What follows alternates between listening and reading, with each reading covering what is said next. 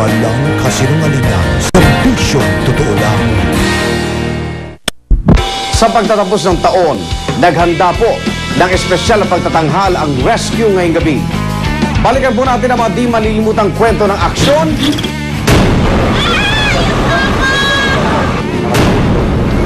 May babae dito kasama niya namatay. Andiyan na. Oh my God. Tayo naman ang court lamp. Doon sa pang-court. Drama. Wala akong matakalong sa'yo!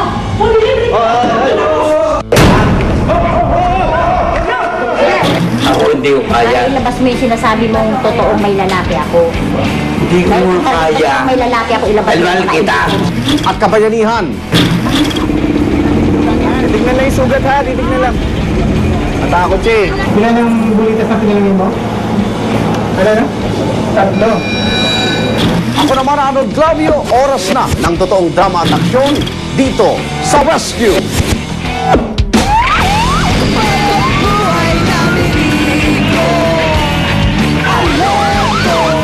Sa kalitasan mo, alerto sa kalitasan mo, alerto sa kalitasan mo.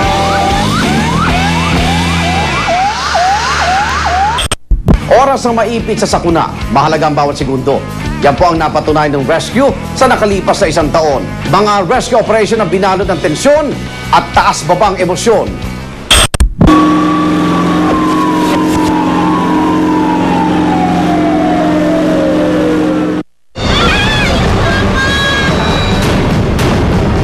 Ngayong taon nangunguna sa listahan ng mga vehicular accidents o VA ang mga aksidente ng mga pribadong sasakyan.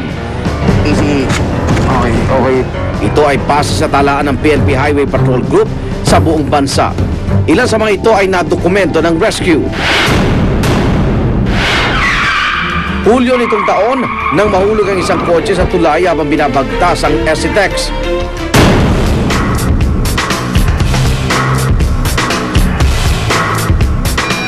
Walang pinalampas sa segundo ang Aeromed para iligtas ang mag-amang sakay nito.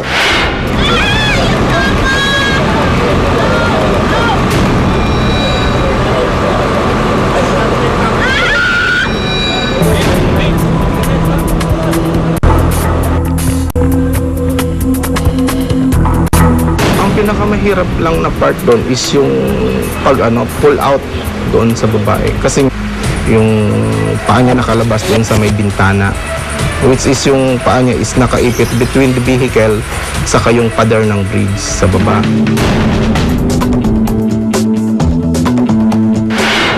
Kung pinalad na makaligtas ang mag-amang sakay ng tumilapong kotse,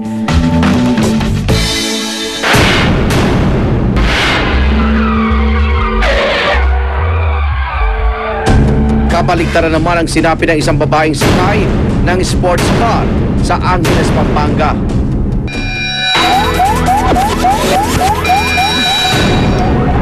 Ano nangyari? Self-accident? Self-accident sir, na-close control, binabalik. Nasaan na ngayon yung tao? Nandun sa office namin sir, naka-detain doon.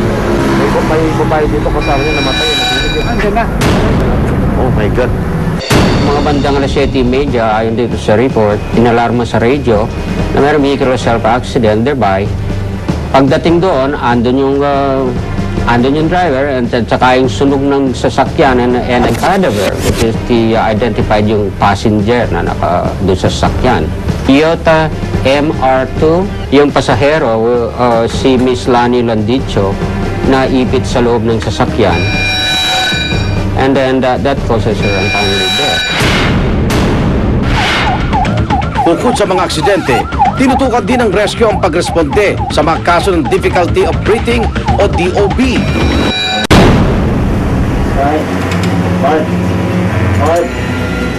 Ito ang sinapit ng 26 na taong gulang na si Mark Alan Tagay.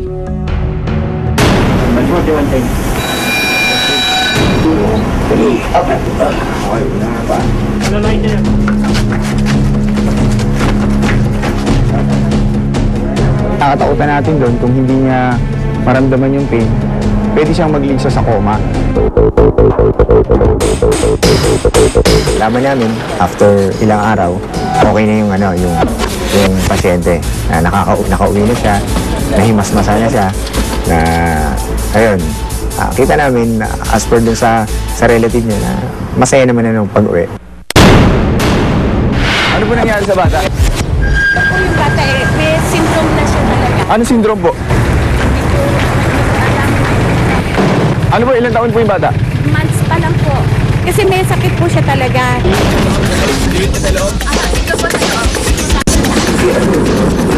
Let's go.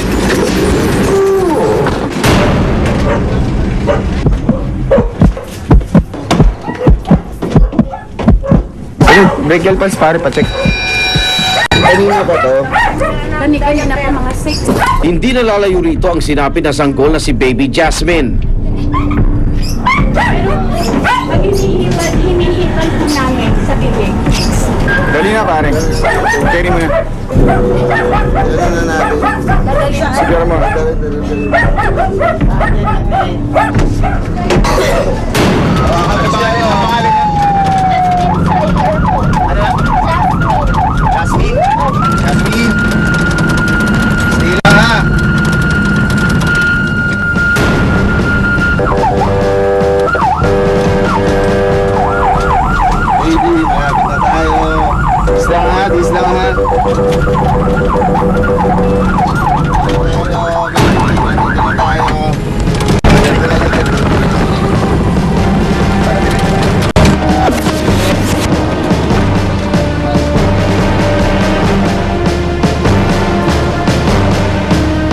Pagdating namin doon, chinek lang siya ng stethoscope, yung heartbeat lang niya. Pagkatas nun, sinabi na agad nila na dead on arrival na, 0-0 na daw.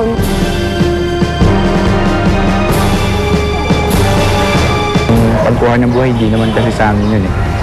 Kumbaga, i-continuous lang namin yung yung extension ng buhay kung makikita pa namin meron. Mag-1 year na po siya ngayong December 28. Parang ang hirap. Lalo na tapos pagkatapos ng Pasko, birthday niya. Parang ang hirap kasi siya yung unang baby namin. Tapos siya din yung unang nawala sa pamilya namin. Malaki po yung pasasalamat ko kasi kahit na alam nila nung pagpunta nila dito, wala na. Tinry pa rin nilang mas ma-revive si Siler. Pumanaw man ang munting anghel, tila panibagong pag-asa naman ang sumibol sa Antipolo nang maging saksi kami sa pambihirang pagsilang ng isang sanggol.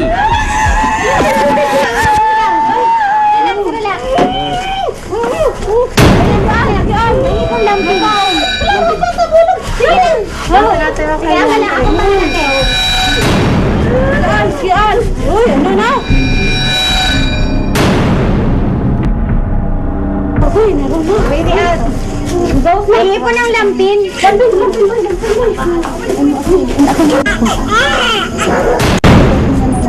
Tayo naman ang cord clamp. Bunso pang cord clamp. Pakagulat.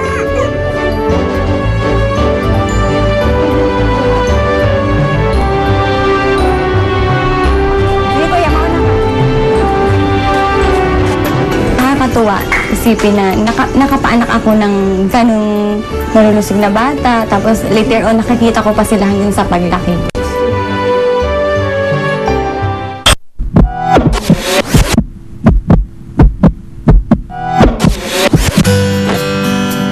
Yung baby ko ngayon, sobrang saya ko kasi hindi po kami bigyan ng problema, hindi po siya nakasakit, yun po. Baby po siya, palatawag, malakas siya po.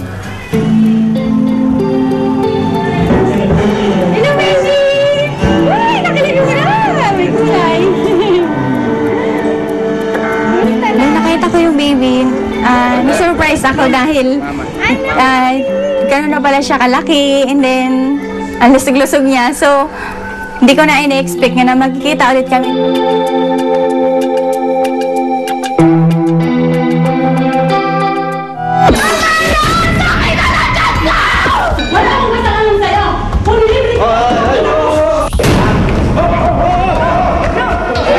Ako hindi ko kaya. Para ilabas mo yung sinasabi mong totoong may lalaki ako. Hindi ko nga kaya. May lalaki ako, ilabas mo Mahal kita.